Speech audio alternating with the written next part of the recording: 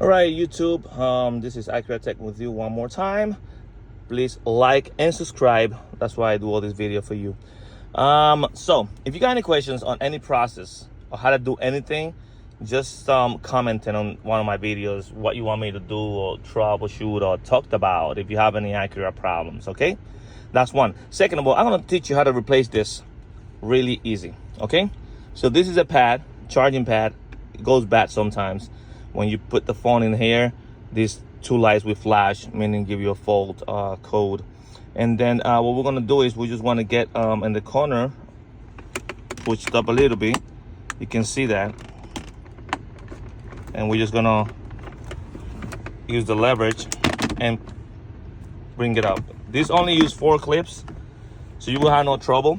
This is 4 clips and 1 connector. All right, so you disconnect it, 4 clips, as you can see. This is the new one. Easy.